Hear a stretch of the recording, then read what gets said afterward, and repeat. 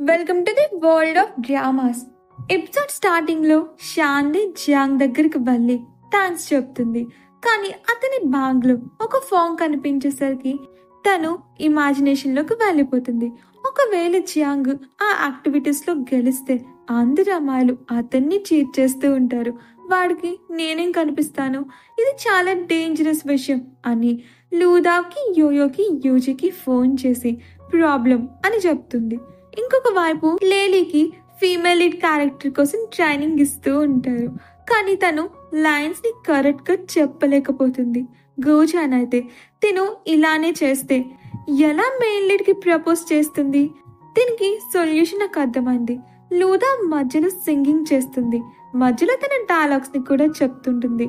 లేలీ lip sync ఇస్తే సరిపోతుంది అనేసరికి పాపం లూదా అడ్డంగా బుక్ అయిపోతుంది. తనకి సింగింగ్ చేయడం రాదు కాబట్టి ఇక నెక్స్ట్ సీన్ లో తను యోయో దగ్గరికి వెళ్ళి తన ప్రాబ్లం ని చెప్పుకుంటుంది. యోయో అయితే నీ ప్లేస్ లో నేను సాంగ్ పాడతాను, నువ్వు లిప్ సింక్ చెయ్యి అనేసరికి శాంత్ అయితే ఇలా చేస్తే రూసంగ్ లూదా అని యోయో అనుకుంటాడంటుంది. లూదా అయితే ఎలాంటి మిస్అండర్స్టాండింగ్స్ క్రియేట్ చేయాలనుకోవట్లేదు. తను గూచాన్ని లైక్ చేస్తుంది కాబట్టి తన కోసం సింగింగ్ చేయడానికి ఇంకొక అమ్మాయిని వెతుక్కుంటుంది. ఇక వీళ్ళు ప్రాక్టీస్ చేస్తూ ఉంటే గూచన్ డోర్ ఓపెన్ చేసుకొచ్చి లూదా నువ్వు చాలా బాగా పాడుతున్నావు అంటాడు. ఇక పాపం సింగింగ్ చేస్తున్న అమ్మాయికి గూచన్ డోర్ ఓపెన్ చేయడం వల్ల బల్బ్ తన నోట్లోకి వెళ్ళిపోతుంది. ఇక అందరూ కూడా తినని హాస్పిటల్కి తీసుకుని వెళ్దాం అంటే యోయో ఏమో హాస్పిటల్కి వెళ్ళడం ఎందుకు, కామన్ సెన్స్ ని యూజ్ చేసి తీసేయండి అంటే అలా ఎలా తీస్తామని కూర్చొని డాక్టర్ కి కాల్ చేస్తూ ఉంటాడు. యోయో కూడా ఎక్స్పీరియన్స్ చేయాలని బలం నోట్లో పట్టేసుకుంటుంది. ఇక నెక్స్ట్ సీన్ లో హాస్పిటల్ నుంచి తిరిగి వస్తూ ఉంటారు. గూచాన్ అయితే లూదా నువ్వు చాలా బాగా సింగింగ్ చేస్తున్నా, నా కోసం కూడా పాడచ్చు కదా అంటే లూదా అయితే వాయిస్ పాడినట్టు యాక్టింగ్ చేస్తూ ఉంటుంది. శాంతి కూడా అర్థం చేసుకుని తిను ఇలానే సాంగ్స్ పాడుతూ ఉందంటే యాక్టింగ్ కూడా చేయలేదు అంటే గోచానేమో యాక్టింగ్ కి ఇంపార్టెంట్, సింగింగ్ ని పక్కన పెట్టేద్దాం అనేసరికి లూదా బతికిపోతుంది. ఇక నెక్స్ట్ సీన్ లో డ్రామా క్లబ్ లో పర్ఫార్మెన్స్ జరుగుతూ ఉంటుంది. శాంతి అయితే స్క్రిప్ట్ నువ్వే రాసావా అంటే జియాంగ్ అవునంటాడు. ఇక లూదా పర్ఫార్మెన్స్ చేస్తూ జియాంగ్ రాసిన లైన్స్ ని చెప్తూ ఉంటుంది. గూచాన్ అయితే లూదాని చూస్తూ అట్రాక్ట్ అవుతూ ఆమెతో గడిపిన మూమెంట్స్ గుర్తు చేసుకుంటూ ఉంటాడు. ఇక నెక్స్ట్ సీన్ లో లేలీ పర్ఫార్మెన్స్ చేయాలి కానీ ఎండ్ మూమెంట్ లో లేలీ నర్వస్ అయ్యి అన్కాన్షియస్ అయిపోతుంది. ఇక వీళ్ళు వరి అవుతూ ఉంటారు. లూదావేమో నేను మిమ్మల్ని నమ్ముతున్నాను, మీకోసం స్టేజ్ మీద వెయిట్ చేస్తానని వెళ్ళిపోతుంది. గూచాన్ అయితే నేను ఇది ఎలా చేయగలను అని ఆలోచిస్తూ ఉంటాడు. ఇక లూదా అయితే తన లైన్స్ ని చెప్తుంది కానీ ఫీమేల్ ఇంకా రాదు. కొంతసేపటికి ఒక అమ్మాయి వస్తుంది. అందరూ కూడా ఈ అమ్మాయి చాలా బాగుంది కదా అని, యోయో ఏమో ఈ అమ్మాయి నాలానే బాగుంది అంటే యూజీ ఏమో తినలాంటి డాల్ని కొనుక్కోవాలి అంటే జియాంగ్ ఏమో ఈమె అచ్చం గూచన్ కి సిస్టర్ లా ఉంది అంటే శాంత ఏమో మీరందరూ ఏం మాట్లాడుతున్నారు, వచ్చింది గూచానే. ఇక తన మనసులోనే లూదా నేను నీకేం కానివ్వను అని తన లైన్ ని చెప్తాడు. లూదా అయితే నేను నిన్ను లైక్ చేస్తున్నా అని ఆమెని తన దగ్గరికి తీసుకుంటాడు. ఇంకొక వైపు జియాంగ్ అయితే వీళ్ళిద్దరిని చూసి ఇమాజిన్ చేసుకుంటూ ఉంటాడు. శాంతి తనకి ప్రపోజ్ చేస్తున్నట్టు కానీ ప్రెసెంట్ తను సాడ్ గా ఫీల్ అవుతూ ఉంటాడు. ఎందుకంటే శాంతి నాకు ఇంప్రెస్ అయ్యేలా నేనేం చేయలేదు కదా అని. శాంతి అయితే జియాంగ్ ఫీల్ అవ్వడాన్ని చూసి ఇతనికి ఏమైంది, బహుశా ఇతను రాసిన డైలాగ్స్ ని విని ఎమోషనల్ అవుతున్నట్టున్నాడు అనుకుంటుంది. యోయో కూడా తను రూసాంగ్ స్టేజ్ మీద ఉండి ప్రపోజ్ చేసుకుంటున్నట్టు ఊహించుకుంటుంది. ఇక రూసాంగ్ అయితే తనని చూస్తూ తినకి రొమాంటిక్ సీన్స్ ఎప్పటి నుండి నచ్చుతున్నాయి అనుకుంటుంది. యూజీ అయితే వాడి డ్రీమ్ గర్ల్ ని ఊహించుకుంటూ ఉంటాడు. ఇక డ్రామా పర్ఫార్మెన్స్ కంప్లీట్ అవుతుంది. నెక్స్ట్ సీన్ లో లూదా అయితే లేలీతో మాట్లాడుతూ ఉంటుంది. నీకు కళ్ళు తిరిగినట్టు బాగా యాక్ట్ చేసా, ఎవ్వరికి అనుమానం రాలేదు, ఫైనల్లీ గూచాన్ కూడా స్టేజ్ మీద పర్ఫామ్ చేశాడు. నాకు చాలా హ్యాపీగా ఉందంటుంది. ఇంకొక వైపు గూచాన్ ఫ్రెండ్స్ అందరూ కూడా చాలా బాగా పర్ఫామ్ చేశా అని అంటుంటారు. గూచాన్ అయితే అందరికీ పార్టీ ఇస్తానంటాడు.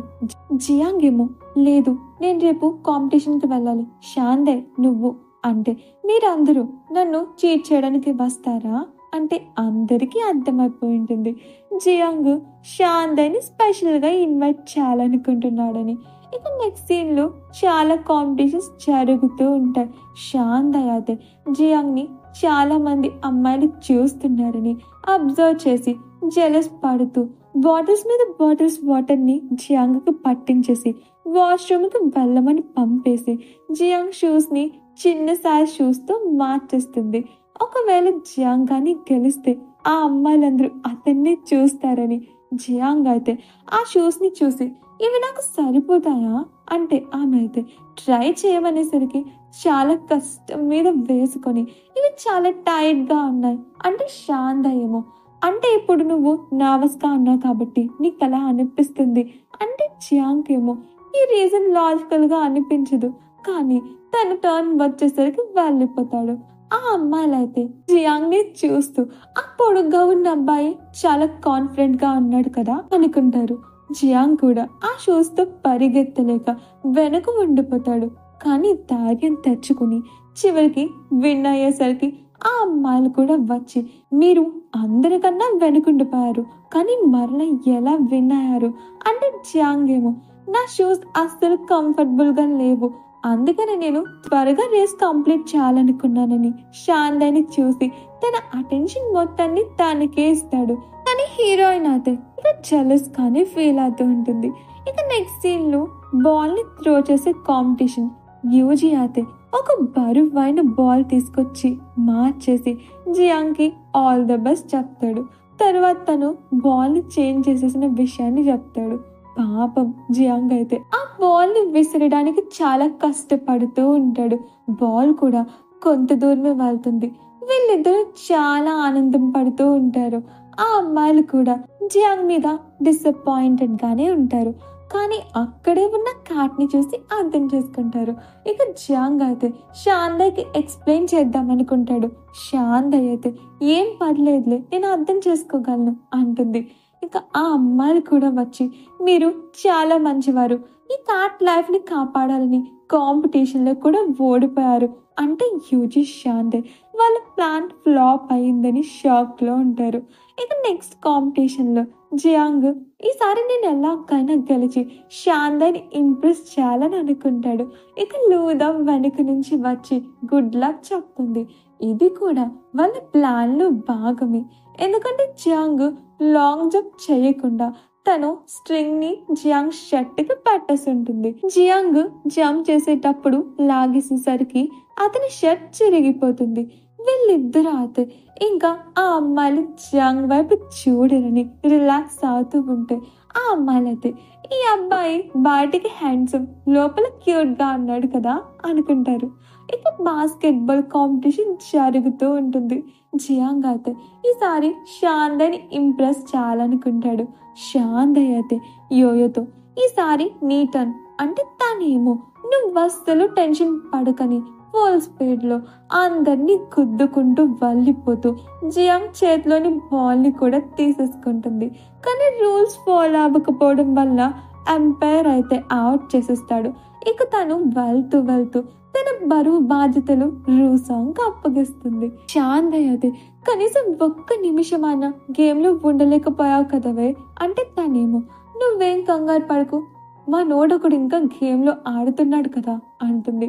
ఇక గేమ్ లో జియాంగ్ శాందయ్ని ఇంప్రెస్ చేయాలనుకుంటున్నాడు. రూసాంగ్ అయితే జీవాని ఇంప్రెస్ చేయాలనుకుంటుంటాడు. కానీ ఎక్కువ హైట్ ఉండడం వల్ల జియాంగ్ తలకి దెబ్బ తగిలి అన్కాన్షియస్ అయిపోతాడు. శాందయ్ అయితే జియాంగ్ నీకేమైంది అని ఊపేస్తుంది. పాపం జియాంగ్ అయితే వాడి దెబ్బ కన్నా శాందయ్ షేక్ ని భరించలేకపోతాడు. ఇక హాస్పిటల్ కి తీసుకెళ్తారు. శాందయ్ అయితే జియాంగ్ సారీ, వాళ్ళందరినీ ట్రిక్స్ ప్లే చేయమని చెప్పింది నేనే, కానీ వాళ్ళని నీతో జెంటిల్ గానే ఉండమన్నా అంటే జియాంగ్ ఏమో పక్క బెడ్ నుంచి. నాతో ట్రిక్స్ ఎందుకు అంటాడు. శాంత్ అయితే నువ్వు నా మీద కోప్పడకూడదు అని సారీ చెప్పి అందరి అటెన్షన్ నీ మీద ఉండకూడదని నేను ఇలా చేశాను అంటే జియాంగ్ ఏమో నాకు అర్థమైంది. నేను ఇంపార్టెంట్ పర్సన్ డిసప్పాయింట్ చేయకూడదని నువ్వు అనుకున్నావు కదా అంటే శాంత్ ఏమో పర్లేదు వీడు నన్ను ఇంపార్టెంట్ పర్సన్ అన్నాడు అనుకుంటుంది. జియాంగ్ ఏమో ఆ ఇంపార్టెంట్ పర్సన్ మిస్టర్ గాంగే కదా, అతను మాటి మాటికి వరి ఆతూ ఉంటాడు కదా అంటే శాంత్ షాక్, జియాంగ్ రాక్. నెక్స్ట్ సీన్ లో జియాంగ్ అయితే నిన్న చేసిన యాక్టివిటీస్ కి చాలా అలసిపోయి ఉంటాడు. ఇక బ్రేక్ఫాస్ట్ ప్రిపేర్ చేసుకుందాం అనుకుంటే పాలు మాత్రమే ఉంటాయి. ఇంతలో డోర్ నాక్ అయ్యింది ఏంటని చూస్తే శాంత్ చాలా గిఫ్ట్లు తీసుకొచ్చి నువ్వు నన్ను మనస్ఫూర్తిగా క్షమించావో లేదో తెలియదు కదా, అందుకని నీకోసం కొన్ని గిఫ్ట్లు తెచ్చానంటే జియాంగ్ ఏమో నేను బానే ఉన్నాను ఇవేం అవసరం లేదంటాడు. శాంత్ ఏమో జియాంగ్ పాలు మాత్రమే తాగడం చూసి ఉండు నేను నీకోసం బ్రేక్ఫాస్ట్ ప్రిపేర్ చేస్తాను అంటే జియాంగ్ అయితే వెంటనే ఆపేసి వద్దంటాడు. శాంత్ ఏమో అయ్యో నీకు గుర్తులేదా, నీకోసం నేను ఒకసారి జింజర్ సూప్ చేశాను కదా అంటే జియాంగ్ ఏమో హా నాకు గుర్తుంది కనుకే వద్దంటున్నాను అంటే శాంత్ అయితే వినకుండా లాస్ట్ టైం నా వల్ల చిన్న తప్పు జరిగిందంతే నేను ఇప్పుడు నేర్చుకున్నాను అని కిచెన్లోకి వెళ్ళి స్టార్ట్ చేస్తుంది. ఈసారి సక్సెస్ఫుల్ గా స్టెప్ లోనే మంటలు పట్టేస్తుంది. జియాంగ్ అయితే శాంత్ పడిపోకుండా పట్టుకుంటాడు. పైగా నేనే ప్రిపేర్ చేస్తానని గరిట తీసేసుకుంటాడు. శాంత్ అయితే జియాంగ్ ఎంత మంచోడో చాలా కేరింగ్ కూడా అనుకుంటుంది. ఇక నెక్స్ట్ సీన్ లో క్లాస్ జరుగుతూ ఉంటుంది. శాంత్ అయితే ఆలోచిస్తూ ఉంటుంది నేను జియాంగ్ కోసం కనీసం బ్రేక్ఫాస్ట్ కూడా ప్రిపేర్ చేయలేకపోయాను, నేను ఇతని కోసం ఏం చేయగలను అని అనుకుని జియాంగ్ నేను నోట్స్ చాలా ఫాస్ట్ గా ప్రిపేర్ చేస్తాను, నీ నోట్స్ నాకు ఇచ్చే నేను ప్రిపేర్ చేస్తాను అని తీసుకుంటుంది. ఇక పెన్ పడిపోయిందని కొన్ని చూసేసరికి టీచర్ అయితే మొత్తం బోర్డ్ నింపేసి ఉంటుంది. ఆ తీరం అయితే తనకి జియాంగ్ కి మధ్య ఉన్న రిలేషన్ లా తనకు అనిపిస్తూ ఉంటుంది. జియాంగ్ అయితే శాంత్ ప్రిపేర్ చేసిన నోట్స్ ని చూసి డయాగ్రామ్ కి తక్కువ ఫెరస్ వీల్ కి ఎక్కువగా ఉండేసరికి తానే నోట్స్ ని మరలా ప్రిపేర్ చేస్తూ ఉంటాడు. శాంత్ అయితే జియాంగ్ తన లాని నోటీస్ చేసేలా ఏం చేయాలని ఆలోచిస్తూ నెక్స్ట్ సీన్ లో దీని గురించి యోయోని అడుగుతుంది. తన అయితే ఫస్ట్ నువ్వు సిన్సియారిటీ తెచ్చుకో అంటే శాంత్ కి అర్థం కాకపోయేసరికి రూసాంగ్ ని ఎగ్జాంపుల్ గా చూపిస్తూ అతని నేను ఈస్ట్ కి వెళ్ళమని చెప్తే వెస్ట్ కి వెళ్ళే ధైర్యం చేయడు అంటే శాంత్ ఏమో దీన్ని సిన్సియారిటీ కాదు భయం అంటారు, వాడిని చూసి భయపడుతున్నాడంటే యోయో ఏమో అస్సలు నమ్మదు. నేను ఎంతో జెంటల్ గా అంటాను అని బాస్కెట్ బాల్ గేమ్ ఆడడానికి వెళ్ళిపోతుంది.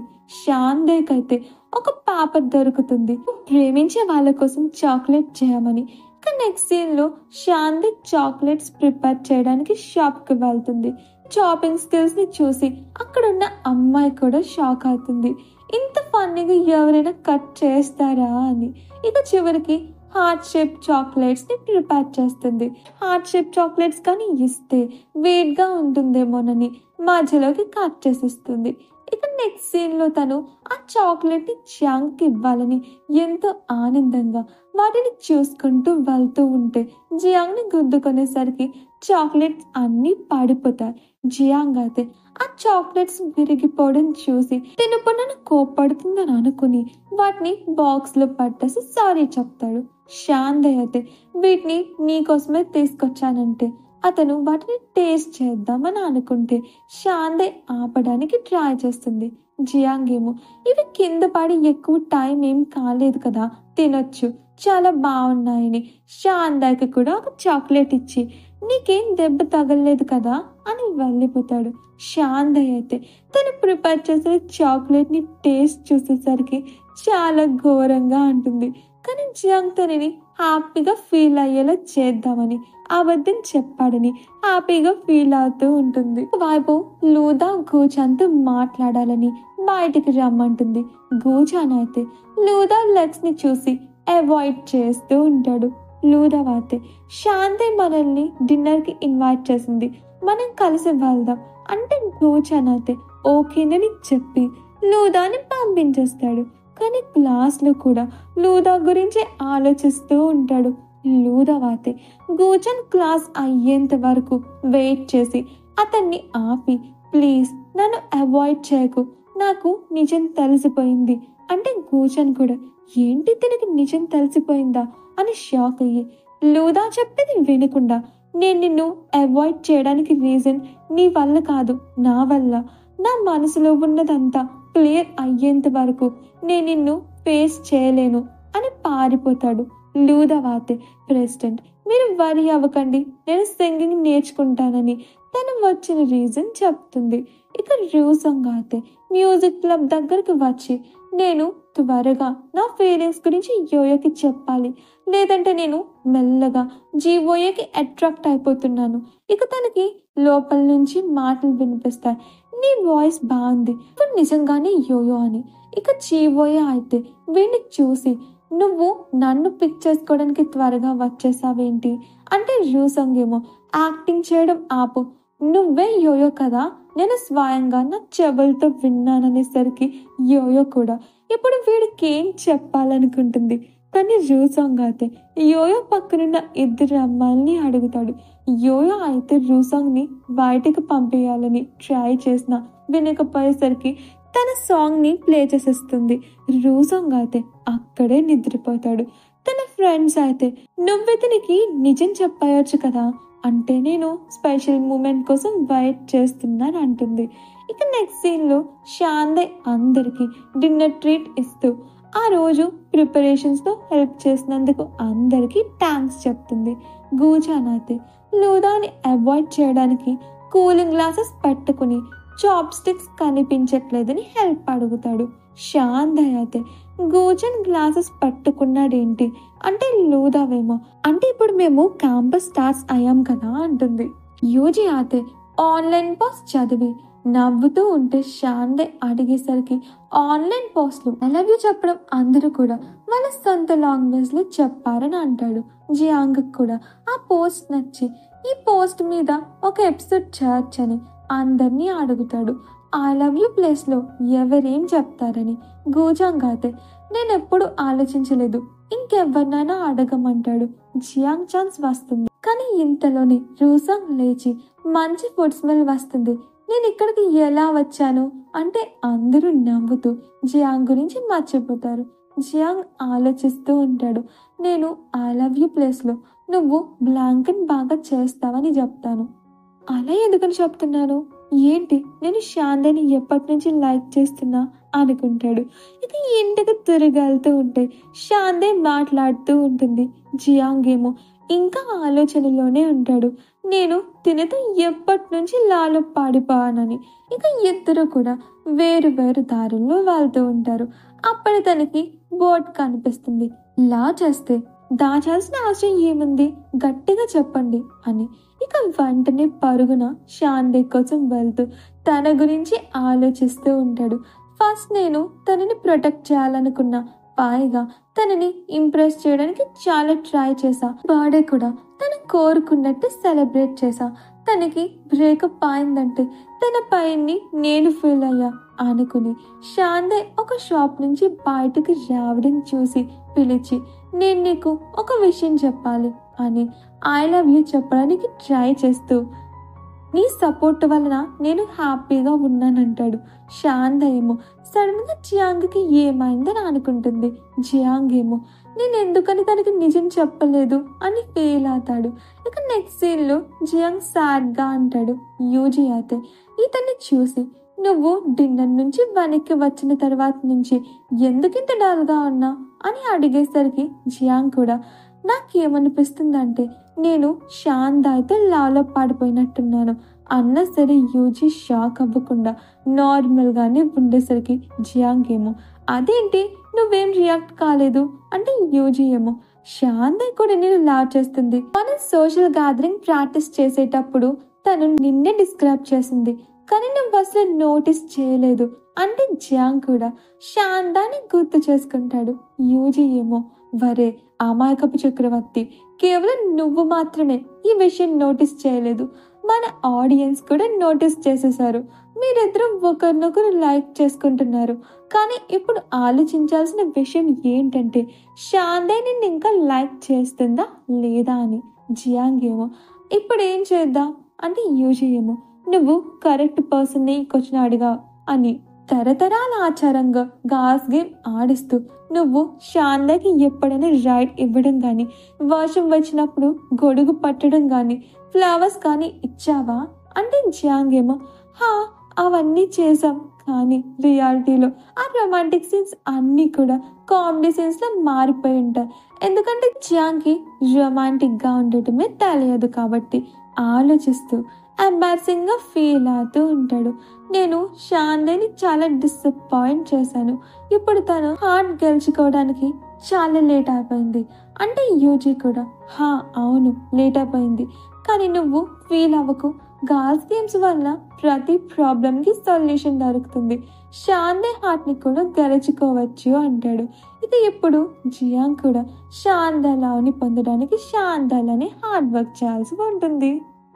ఫ్రెండ్స్, డ్రామా నచ్చిందంటే ప్లీజ్ వీడియోని లైక్ చేయండి, ఛానల్ని సబ్స్క్రైబ్ చేసుకోండి.